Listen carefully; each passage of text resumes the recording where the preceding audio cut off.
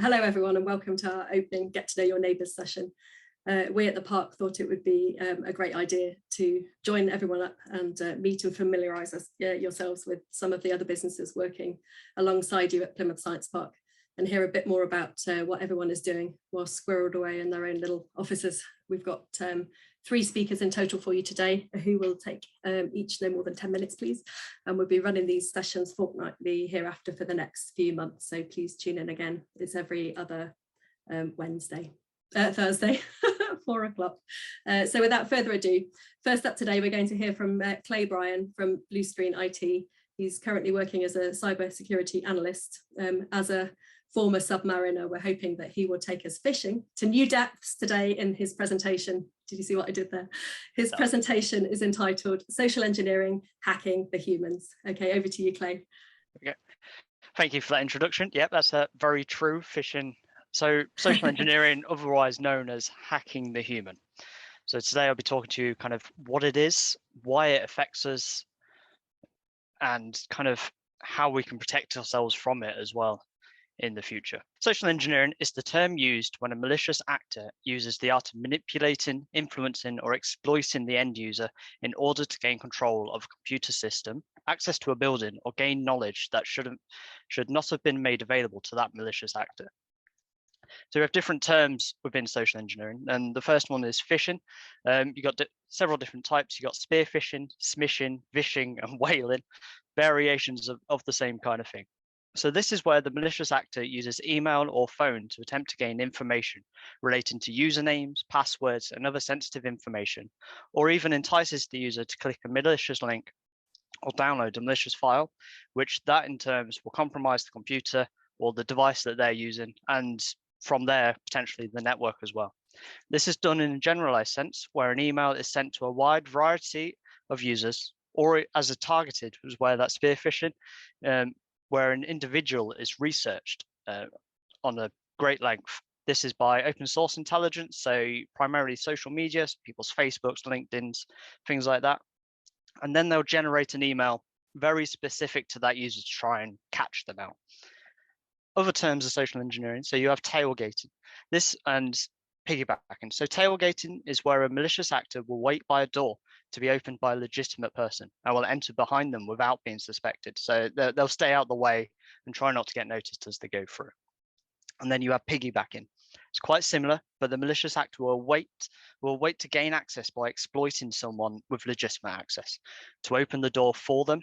So what they tend to do, they'll have their hands full, or they've left their pass in the car or at home, or even they'll just sweet talk you into letting them onto the premises when they shouldn't have been given access in the first place. And then finally, you have dumpster diving. So this is where they gain access to incorrectly disposed sensitive paperwork or devices.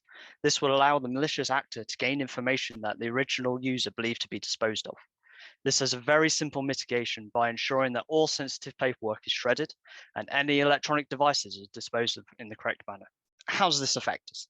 So with businesses, social engineering is a significant threat to businesses, with phishing emails alone affecting 1.3 million UK businesses last year. These attacks caused a staggering cost of £6.91 billion, and research by Call Credit Information Group showed that 70% of businesses felt more vulnerable to a human-based attack, which takes the form of social engineering, where employees are exploited. Despite all this loss and the feeling of vulnerability, 73% of small businesses don't have a dedicated IT security function, which in turn encourages the increased risk of social engineering activity. As an example of what downloading malicious files from a phishing email, since November 2020, a Trojan, which is a malicious file which then allows additional malicious files to be installed on the device without the user's knowledge, called TrickBot. This the little snippet of the article here.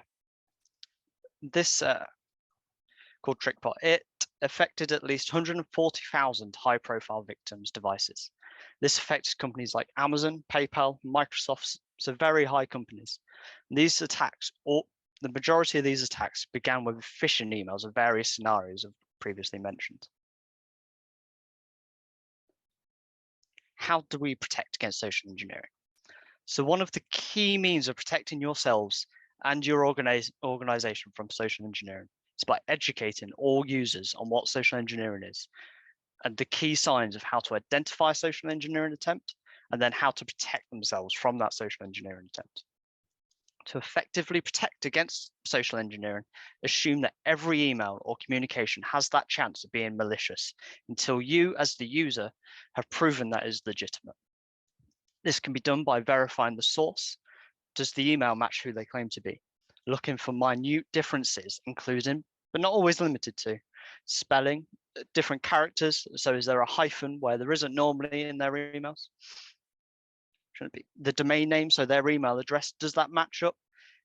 Slight variations within an email can be used to identify these, but these can also be spoofed or faked. So just because their email matches, but something else still looks off, go with your gut instinct that something is off. Or if it's by a call, verify their identity. Hang up and dial who they claim to be by a good number. For example, if someone phones you, saying they're your bank, just say you're going to hang up and you'll phone the bank directly using a number on their website. Don't give any more personal information than what is reasonably required. Effective way to practice protecting against social engineering is in terms of simulation and having a continuous training plan. Phishing simulations can be set up as a form of sending what could have been a malicious email, but in a safe environment. For example, one put together by your IT team or an outsourced provider.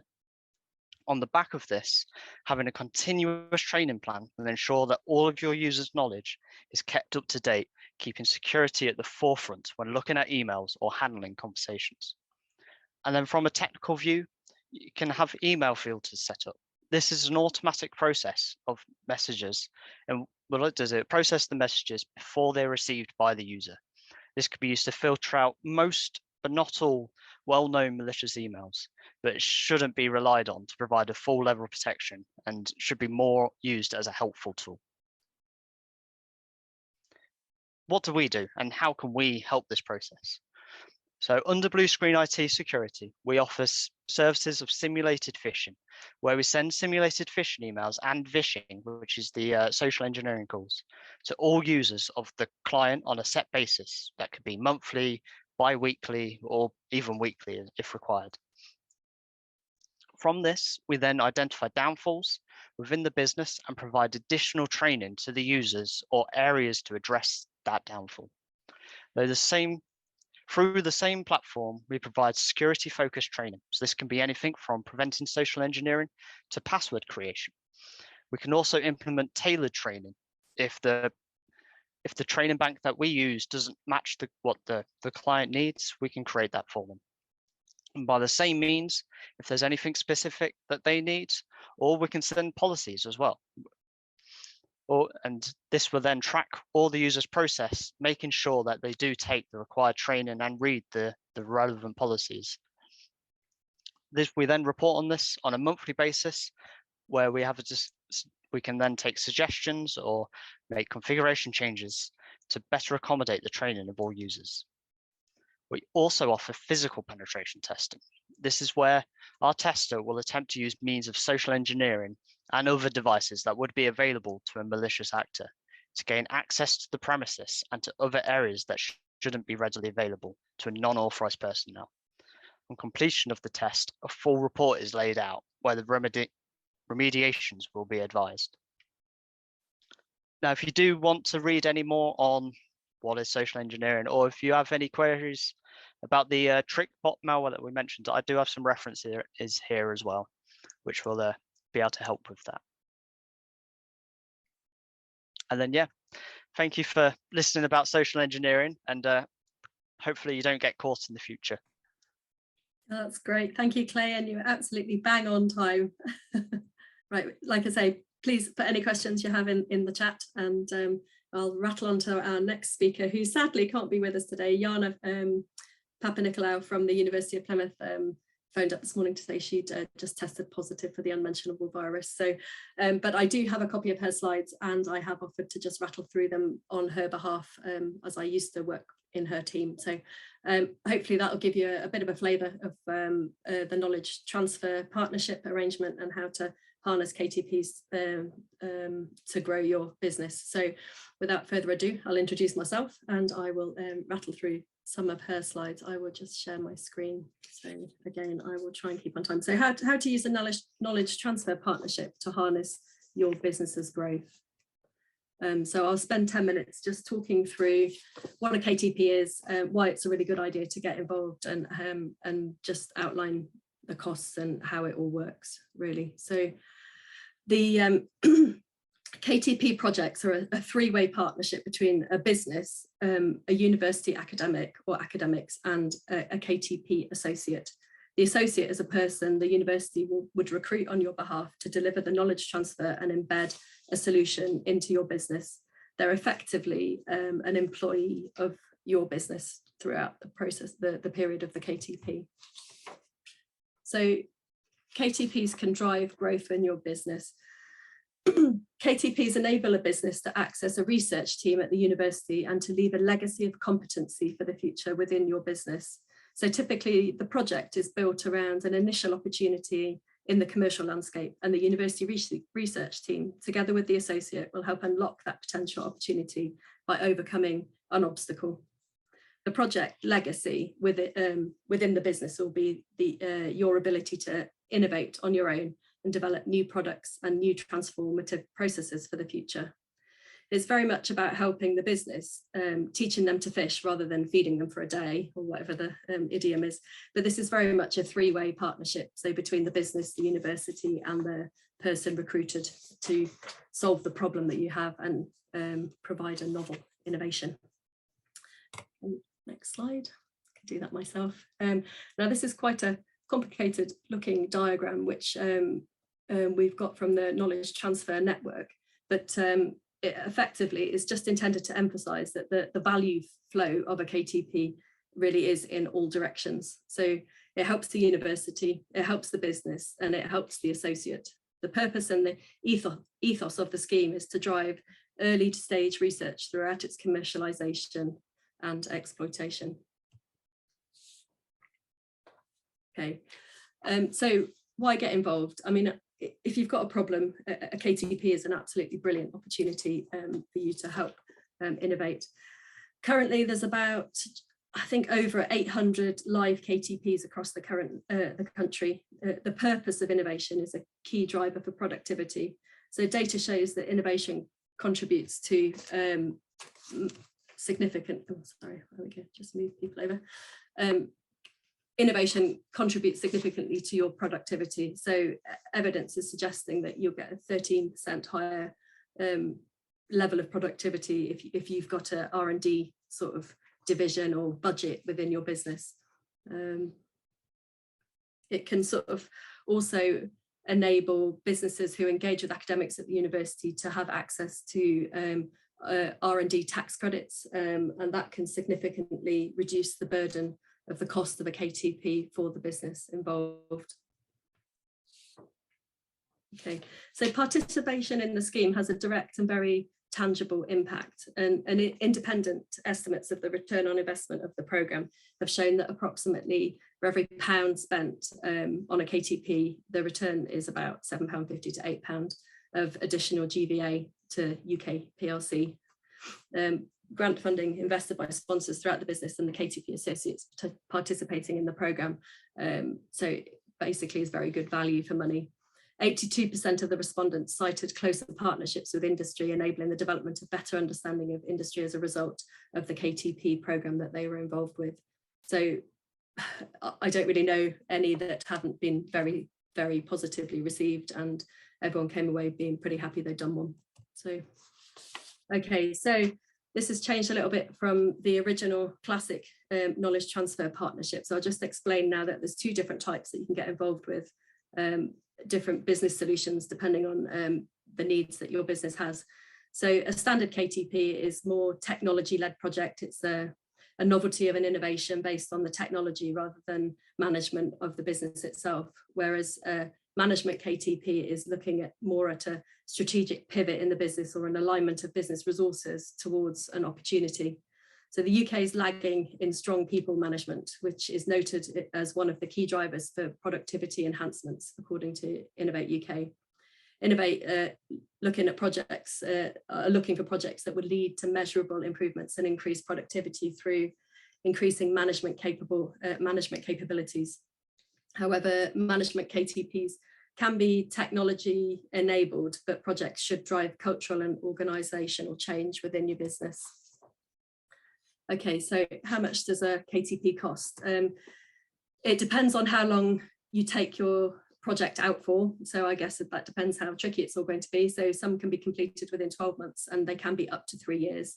I mean, typically the total grant runs at roughly 90,000 per year, and the costs are shared between the business and Innovate UK. SMEs contribute a third basically of the cost of the project, so that's going to be around 32k a year, and larger businesses are obliged to contribute 50% of the cost. Okay, so how does it work? University of Plymouth have a sort of 3-phase approach to supporting you to get these set up and running. So first off, they'll establish a relationship with an academic or academic experts on campus. They'll establish a project plan in partnership with you. And then the next phase 2 would be they'd help to develop a robust KTP application, undertaking the majority of the bid writing, and they're pretty familiar with the format that's required for these to be successful. And then the third phase will be to help deliver the business case and the project and help oversee it till it ends, and then wind it up at the end. University of Plymouth work directly with the local knowledge transfer network advisor, Andy Treen, to ensure that the highest chances of success are achieved. Their success rate is around 90%, and at the moment they've got 3 live KTPs, 1 marketing one and 2 standard ones, but they're really keen to build the pipeline. Innovate UK have recently announced an increased budget for KTPs for the next financial year. I don't think the numbers are confirmed yet, but it's a really good time now to start getting ducks in a row and getting these ready to go. So I think I've survived. So these are the contacts of the people who are going to be, you'll be able to contact to find out more about this. Jenny and Jana and Dave are pretty much now going to be on site at the Science Park every other week until, so every other Wednesday. So they were in yesterday. So I think the next one is about the 16th. So 2 weeks yesterday, 16th of March, and then fortnightly thereafter on a Wednesday. So if you want to come in, say hello, if you've got any questions, if you're interested in talking to them, then just drop in. They're going to be in the small meeting room 3 in phase 1 building every other Wednesday. So, or if you've got any questions, then please email me and I can connect you. All right, thanks. I don't know what I did. How was I for timing? Looked about right from this side. Okay, brilliant. Okay, well, I'll crack on then with our third speaker, which isn't me. And we've got a double act coming up next. So we've got Matt Whale and Alex Stewart from Bamboo Growth. You may remember them from around the park as former finance director and chief operating officer or chief of staff. You had many hats, Alex, at Sponge, who are in one of the big buildings down the bottom of the Science Park. They are a huge e-learning provider, which sold last year. So last year they branched out with a new venture, Bamboo Growth, and Bamboo Growth provides business support and consultancy services, and which is allowing them both to share their knowledge and wisdom in support of other local businesses now. They provide strategic advice and guidance and consultancy, and basically know all the answers to everything you might possibly need. So without further ado, Alex and Matt, over to you. Thank you, Faye, for that very grand introduction. I'm not sure about all answers to everything, but you know, hey, we certainly try our best. And thank you for inviting us to present as well. Although we're not technically neighbours anymore, we are just down the road in Crown Hill, and like I said, we did spend 15 years on the Science Park. So, welcome to our presentation on our top 5 tips for running and growing a valuable business that serves you. So, to be honest, there are many tips we could talk about in terms of growing your business, but as time is short, we only have 10 minutes. We've condensed them down to the following 5. Number 1, how to deliver strategy and implementation. Number 2, how to avoid the productivity trap. Number 3, why recruiting for culture first and skills second is so important. Number 4, know your numbers. And number 5, what is your most valuable asset? I just want to preface this by saying this is based on an assumption that you're a business that already has a strong product and or service mix and an addressable market. So what does it mean to rapidly grow a business? Well, first and foremost, you've got to understand your why. Why is it you want to grow your business? You know, more or not, actually a stable business can be more profitable than a rapidly growing one, especially in the short term. So figure out your why. Look beyond just the money. Invest ahead of the curve in your space, your people, and your equipment. Build from a foundation of stone, not sand. You know, think of the structures in your business as the strong foundations for which you can build from. And finally, get a fresh perspective from outside eyes. So leading on and talking about a fresh perspective, of those two handsome gentlemen, we are Bamboo Growth. Bamboo Growth was founded by Alex and I with a clear goal to help business owners and leaders run and grow their businesses and people sustainably and profitably. We were an integral part of the leadership team for Sponge UK, which is still situated on the Science Park. And we grew the business from around 440,000 of sales to circa 7 million in 7 years. And we sold in private equity actually in 2019. I headed up finance and operations as CFO and COO, and Alex was chief of staff and more recently, before he left, director of client services. So what do we do? What are our consultancy services? We've created something called the Bambooster program, which we'll talk a little bit more in a future slide. We offer mentoring and coaching. We act as an extension of existing leadership teams. We have implementation tools. We offer non-executive directorships, and we have a platform we're building, and that's coming soon. I just wanted to highlight extension of leadership team because that really is a sweet spot for us. It's somewhere where something Alex and I have a lot of experience in, either participating at that senior level in a business or actually helping other leaders within the business grow in their own departments. So our mission is to basically help business leaders achieve their growth goals by structuring their businesses to serve them. So one of the things that Matt mentioned just earlier was the Bambooster program. So you might be thinking, what is that? Well, it's actually a suite of tailored and impactful modules that are designed to support business growth. It's made up of 5 different areas. The first being business strategy, the next being sales and marketing, production and delivery, financials and metrics, and finally, people and comms. As you can see, there's lots of subpoints to each of these areas, which we're not going to talk about right now, but the main part is you can see everything is designed about supporting business growth. So one of the things we are going to be doing is looking at some of those subpoints that we just mentioned there earlier, and running some workshops on the park. Faye's kindly said we can use one of the rooms. And so one of the things we're asking you guys to do is look out for further information on this in the PSP newsletter, and to sort of see what would be interesting to you guys, for you guys to learn from us about. Anyway, we did offer you top 5, or promise you rather, top 5 tips. So let's dig in. Number 1, how to deliver strategy and implementation. Basically, people sort of get worried about the word strategy. It's just a plan. So basically, create a high-level business plan. You don't need to write a book. Make it relevant, make it agile, and something that lives in the business day to day. So step 1, create your plan. Step 2, set your goals within the plan. 3, implement the plan. Number 4, track your progress and setbacks. Number 5, review where you are. Don't be afraid to learn from what went well and what didn't go well. Pivot and set the next set of goals. Next, keep it simple. Just think why, what, when, how, measure, and experiment. And some things you might want to think of when you're sort of creating your strategy is a vision. What is a vision? Well, it's a belief set rather than something tangible that you and your customers can aspire towards. Look beyond what your business does and define why it exists. Define your mission. This is a simple and concise, action-focused statement that outlines your company's purpose. Create your core values. These are a set of consistent principles that support a guiding philosophy, which serves your employees, your customers, your stakeholders, and the wider community. Be clear on your value exchange with your customers. What makes it more compelling for customers to give you £10 or 10,000 or £100,000 rather than give it to a competitor or just keep it in their pocket? Financials, know your numbers. Challenge, never be afraid to ask questions and challenge decisions, even when taking the advice of experts. Targets and metrics, you can only manage what you measure.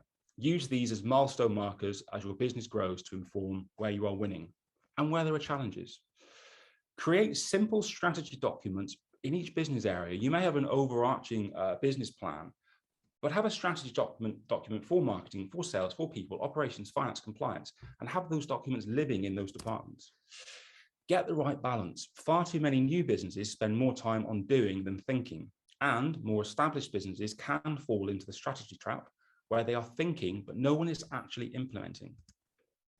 Sprints. Work in sprints of thinking and doing. You and your team will be much more effective in delivering strategy and the day-to-day tasks. So tip number 2, how to avoid the productivity trap. The big part is don't manage your productivity team just through accountants' eyes. Traditional metrics like efficiency, productivity, etc., need to be truly understood and used with care and in context. Just because your team are recording a high level of client work, it doesn't actually mean they're being efficient in what they're doing, or even if that work is being charged for in the first place. It's important that you start looking at your throughput and cover the bottlenecks within your business, watching out for a buildup of hidden work in progress or surplus materials, both of which can significantly impact your margins and tie up cash flow. And never dehumanize production. These are people, not machines, who you're working with and for. Support your people to get the work done in the time given and to the objective quality required. Tip number 3, why recruiting for culture first and skills second is so important. When looking at a potential candidate, there are two fundamental aspects you're often looking for. Number 1, are they the right character fit with both the team and the company? And number 2, do they have the right skill set for the role? So one of the often things we see again and again that traps when recruiting is we look for job-related skills first. Why? Because actually they're the easiest to confirm. Yet they're also really rarely why an employee fails after being hired. The biggest reason an employee fails after they've been hired is there's a mismatch in the culture fit, either with the manager, the team, or with the company overall. So what is the solution? Well, test for character first, for both a fit with the team, the manager, and the company. Only when you're satisfied that the character fit for that candidate, do you then dig in with a fit for the job-related skills. Otherwise, you risk tainting your perspective of the character by knowing too much about their strong skill set. So tip number 4, know your numbers. If you're a business leader or owner, I want to be clear, these are your numbers. You need to understand the fundamentals, whether it's just profit and loss, balance sheet, gross profit, net profit. By all means, work with your finance people to help you understand them, but don't just leave it to them. Be clear on the difference between working capital and growth capital. This is something banks look for if you're going for funding. Working capital is the day-to-day normal trade of the business, whereas growth capital is the extra funding you may need, as I mentioned earlier, to recruit ahead of the curve or buy more space or equipment before you need it. Financial projections. Typical accountants will start where they are now and project three years ahead. What I would always do is start where you want to be and work backwards. By doing that, you can visualize, have the vision of where you want to be more clearly, but also then you can anticipate the bumps in the road that will come along, which inevitably happen when you're rapidly growing a business. Use metrics and KPIs to help shine a light on the key performance areas of the business, tracking against targets. Build in buffers. I can't emphasize this enough. If you need sales of £1 million and you've produced your forecast on that, set the sales team a target of 1.1, add a 10% buffer, or in production timings, add in 10%. Give yourself shock absorbers through the business. Don't forget to look up and out to what is happening in the world. It's very pertinent right now. Geopolitical events can dramatically impact even the best laid plans, as was the case with Brexit, which we saw at Sponge. Build in contingencies and don't be afraid to change short-term plans to adapt and keep you on track if needed. 5% change, I think we all agree, a 5% change in something is actually a relatively small amount. But when you compound those 5% changes, you increase your leads by 5%, you increase your conversion rates by 5%, you increase your average transaction value by 5%, your sales price by 5%, you reduce your overheads by 5%.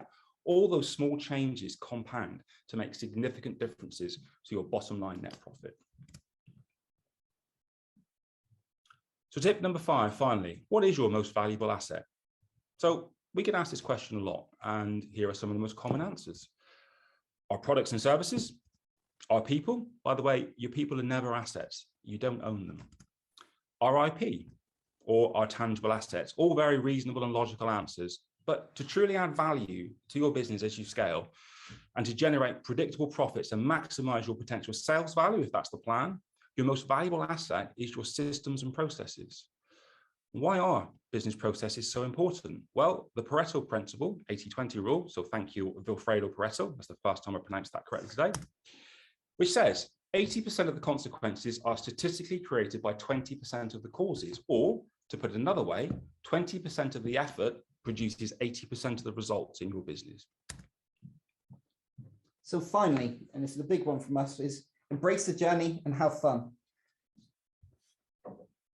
Sorry. Thank you. Build a strong company culture where people feel safe to learn and grow. Build a business where consistent results rely on a model of 20% people and 80% systems and processes. Experiment, make mistakes, celebrate them as the learning opportunities that they actually are. Balance work with rest and recovery. To be effective and creative, you need a mix. You need a mix of sprints of intense work with time off, and work from altitude, not just in the weeds. And finally, of this one, communicate, communicate, communicate. Can't emphasize it enough. Bring your people along the journey. Bring your clients along the journey with you. So finally, we wanted to leave you with some wise words from Henry Ford, who said, if everyone is moving forward together, then success takes care of itself. If you build a strong team that is supported by effective systems and processes, you will create a sustainable, valuable business and have fun doing it. Thank you for your time, and we are happy to answer any questions. That's great. Thank you both very much. It's really interesting. Slightly daunting, the idea of where do I start? But, we've had some questions privately and in the chat. So if I kick off with Ben's question to Alex and Matt, what are some of the practical ways you can test the candidate's character and cultural values? Great question. So one of the big things that we often started to do was actually, as I mentioned before, split character and skills completely differently. So what we did is brought in candidates. That's very specific questions that truly just get to understand them, their personality, very poignant questions where there's no right or wrong answer. You're just finding out about what their default situation would be as people, as well as identifying who they are, where they've been, what makes them tick, what doesn't, what makes them angry, for instance. They're the type of things that if you start to understand the person first and foremost, and really get to know them, after that, you can then move on to all your skills-based questions that everyone almost seems to ask in an interview. And we also split it up. The first, there's a three-stage interview process at the telephone. We then have them in for a culture interview, and then there's the skills test or the skills interview afterwards. But it is really in the nature of the questions that we ask at the culture part. They say, as Alex said, it really digs into their character and who they are. Are you in danger then of recruiting in your own likeness and your existing culture and having a monoculture? Because I know diversity is very valuable. 100%. Diversity is absolutely important in any business. But I think in terms of cultural alignment, from what we've seen is if you have a culture and it's the right culture and it's inclusive and it's embracing diversity, by its very nature. If you bring somebody into that environment who basically will just clash with that culture, it disrupts the business, but also it makes a very unhappy experience for them, the people, and quite often they bounce out of the business, within 3 to 6 months again. And recruitment's an expensive pastime. So absolutely, we're all for inclusivity and diversity. But ultimately, if that's the culture of our business, like I said, as long as it's the right culture, then that's what we're looking for, and we're looking for like-minded people to join that. Cool. Okay, I've got a moral question for Alex and Matt again. If you met and spoke to a business which you don't see a future for, would you put them out of their misery? Would I? Yeah, I've got experience of doing that, where I've gone in and I've done turnarounds, or I've been asked to do turnarounds, and the sad reality is, we've tried everything we can, but there's either funding not available. As much as I'm a very positive person, and I would say business owners need to look up and look forward and look to the sky and think about what could be. the problem is if you spend all your time looking up, you can miss the clip edge coming, and normally there is a financial clip edge. So I will be very open and honest and direct with people. If I do see that coming, then I will let them know. Cool. I've got a question for Clay here as well. Have you noticed an increase in activity for Bluescreen as a result of the war in Ukraine? Oh, we've gotten very busy very quickly. Yeah. So if you look at the kind of the cyber stuff going on at the moment, it's a lot, and it's all over the news, and there's so much all coming out of the woodworks, as it were, because a lot of companies, a lot of countries and big organizations, they keep a lot of stuff to themselves until the time like this, where they just deploy all types of malware and different attempts of attacking, which then businesses like ourselves and like all out there really then have to try and adapt to that. So yeah, it's very busy. So a similar question that came direct to me, what proportion of cyber hacking and malware compromising businesses comes from, can be traced back to state-sponsored activity? So it's very difficult when tracing it back to state-sponsored activity, because in the nature of things, because they have that funding, they're very clever at hiding it from themselves. But as we're seeing at the moment, a lot of organizations, let's call them, like Anonymous, for example, are taking very strict sides on what side they're fighting, as it were. For example, Anonymous has turned around to Russia and gone, no, we're doing anything we can to kind of disrupt you as it is, and they're laying claim to anything and everything they can, and the same is happening vice versa as well. So in times like this, it's quite easy to see because they like to take credit, but other times they like to try and hide out the way. Yeah, I mean, does working in cyber security sometimes feel quite bleak and futile? That's a really badly worded question, but I mean, it just seems so relentless and ever evolving. But that's, from my point of view, it's probably not the best wording, but that's the joy of it, is there's always something new to learn, and there's always like, I can't stop because there's something else I need to have a look at, there's something else I need to research, and it's ever growing as well. So I think you might think you know it all, but then, like you've just mentioned, in a month's time or whatever, you got to learn from square one again about something new. Yeah. And another question that came to me is for your simulated phishing services, and then the training and the penetration testing and what have you, that you showed at the end. Yeah. Could you give us an idea of how much that type of service would cost, or how long it would take, or the different sort of models that you can adopt? The training that we offer, so it's the phishing and the training, it's one whole package, so it comes as a altogether. So that's built on a per user basis. So it varies as your users go up, so does the price. As your users go down, if let's say, so does the price with that as well. And it's not a lot per user on the scale of things, but I don't have the prices. If they would like, I can get them. Yeah, we can get those to them. That's great. Okay, well, if there's any, just check the chat. I don't think we've got any more last minute questions come to me. So I'll probably wrap it up now and just thank our speakers very much for joining us today, and for all you listeners out there. And I'll look forward to seeing you in 2 weeks' time.